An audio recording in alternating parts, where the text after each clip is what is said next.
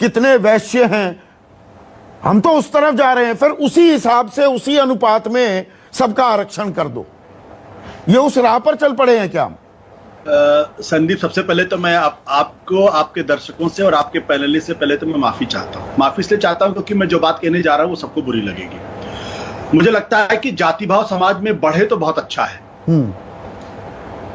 अगर इस देश के अंदर पिछड़े अपने हक की मांग करें, दलित अपने हक की मांग करें, आदिवासी अपने हक की मांग करें, तो उसको फौरन जातिवादी करार दिया जाता है। देखिए, लोग जातिवाद कर रहे हैं। लालू यादव, मुलायम सिंह यादव, मायावती, काशीराम अगर अपने वर्ग के लोगों के, अपने समाज के लोगों के हक की बात करते हैं तो इनको विशुद्ध तौर पर जातिवादी करार दिया जाता है। और जिस तरीके से इनका नाम लिया जाता है, लालू को ललुआ कहा जाता है, मुलायम को मुलायमा कहा जाता है, मायावती को मायावतिया कहा जाता है, काशीराम काशीरमा कहा जाता है, क्या इनके आने के पहले इस देश में जातिवाद नहीं था? क्या जातिवाद तो बुरी तरीके से था। क्या ब्राह्मण लोग अपनी शादी किसी और जात में करते थे? क्या यादव किसी और जाति में शादी करते थे? क्या वहां तो गोत्र भी देखा जाता था? तो जब जाति इस देश की सच्चाई है, हम उससे मुंह क्यों मोड़ रहे हैं? पहली बात तो ये। दूसरी बात, आज लोकतंत्र का तकाजा है तो देश के प्रधानमंत्री भी कहते हैं हमारी कैबिनेट में 27 लोग तो पिछड़ी जाति के हैं। उत्तर प्रदेश के अंदर चुनाव जीतना है तो आप कहते हैं 7 मिनिस्टर्स हमने लिए, 6 उसमें पिछड़े और दलित तबके के हैं। मेरा सवाल है कि हिंदुस्तान की जुडिशियरी में कितने प्रतिशत पिछड़े और दलित हैं? वहां पे आरक्षण क्यों नहीं होना चाहिए?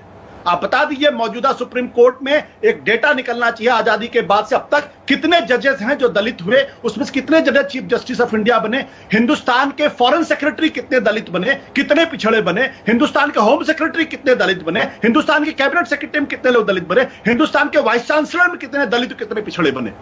तो अगर आप हिंदुस्तान की आबादी के 80% लोगों को किनारे करके सारी सत्ता की मलाई अपर कास्ट रखना चाहता है तो ये तो नहीं चलेगा।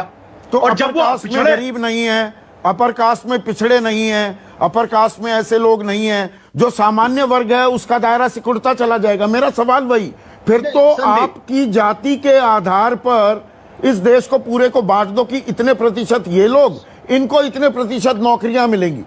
ये तो करना पड़ेगा। आज नहीं करोगे, कल आपको करना पड़ेगा। 1990 के पहले मंडल कमीशन लगाने के पहले कोई ये बात नहीं सोचता था, लेकिन मंडल कमीशन लगाने के बाद तो मतलब मेरिट के कोई मायने नहीं, मेरिट के कोई मायने नहीं, आपका जितनी आबादी उसी अनुपात में नौकरियां मिलेंगी। मेरिट एक इतना बड़ा तिलस्म, इतना बड़ा छलावा है जिसको जितनी जल्दी हम छोड़ दें तो बहुत अच्छा है। इस देश के अंदर मंडल कमीशन लागू हुआ 1991 के बाद से हिंदुस्तान ने प्रगति किया, हिंदुस्तान पीछे चला गया? आप मुझे बताइए। हिंदुस्तान के अंदर जब कोवेलिशन पॉलिटिक्स थी तब हिंदुस्तान की जीडीपी आगे बढ़ी या पीछे चली गई?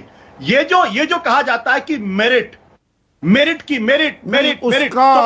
फिर आप जिंदगी भर जो विकास हुआ वो आर्थिक सुधारों के चलते हुआ या सामाजिक सुधार के चलते हुआ? अभी उदित राज कह रहे हैं प्राइवेट सेक्टर में कितनी रिजर्वेशन है? ज्यादा विकास तो सकल घरेलू उत्पाद में विकास दर में इजाफा जो हुआ वो तो कॉर्पोरेट इंडिया के चलते हुआ ना, वहां कौन सी रिजर्वेशन है? मुझे लगता है जितनी जल्दी कॉर्पोरेट इंडिया में पिछड़ों और दलितों को भागीदारी मिल जाए उतना अच्छा है, नहीं तो छीन लेंगे ये लोग। और मैं आज कह रहा हूं आपसे, ये कोई एहसान नहीं कर। अभी मैं गुरुप्रकाश जी को सुन रहा था, उन्होंने कहा था पिछड़ों को, दलितों को मेन स्ट्रीम में लाना। आप कौन होते हो लाने वाले भाई? आज भी आपकी वही मेंटर मानसिकता है कि हम एहसान कर रहे हैं, हम आपको मेन स्ट्रीम में लाने वाले। वो मेन स्ट्रीम में है, वो मेन स्ट्रीम में आके छीन लेंगे। आज आपने जुडिशरी में उनको रिजर्वेशन नहीं दे रखा है, आज आपने वाइस चांसलर्स उनको बनाने नहीं दे रहे। हिंदुस्तान की तमाम यूनिवर्सिटीज को आप देख लीजिए, वहां पे प्रोफेसर्स की संख्या अगर आप निकाल लीजिए, उसमें जाति विशेष के लोगों का 90% कब्जा है और बाकी की जो 80% आबादी है उनको 10% भी रिप्रेजेंटेशन नहीं। क्यों? आप साउथ अफ्रीका की क्रिकेट टीम का उदाहरण लीजिए। अभी लेटेस्ट उनका गाइडलाइन है ये। उन्होंने कहा 2022 के बाद से 11 में से 7 लोग कलर्ड होंगे, जिसमें से 7 लोग कलर्ड होंगे, 4 व्हाइट होंगे। साउथ अफ्रीका की क्रिकेट टीम कमजोर है क्या? जो मेरिट की बात करने वाले लोग हैं, क्या साउथ अफ्रीका की टीम कमजोर है? अगर ब्लैक्स में से नेशनल मंडेला निकल सकते हैं, मार्टिन लूथर किंग निकल सकते हैं, बाबा साहब अंबेडकर निकल सकते हैं, ज्योतिबा फूले निकल सकते हैं, तो हम ये मेरिट की बात क्यों करते? क्या पढ़ने लिखने का ठेका खाली एक जाति विशेष के लोगों ने ले रखा है? दलित नहीं पढ़ सकता? बाबा साहब अंबेडकर से पढ़ा लिखा कौन था हिंदुस्तान? मना नहीं कर रहा, पर इसका मैं वही उलट तस्वीर पर अभी मैं अपने पॉइंट पर कायम हूं। प्रोफेसर बद्री नारायण, फिर सामान्य वर्ग, उसमें जो गरीब हैं, जो हाशिए पर पड़े हुए लोग हैं, वो मुंह ताकते रहें।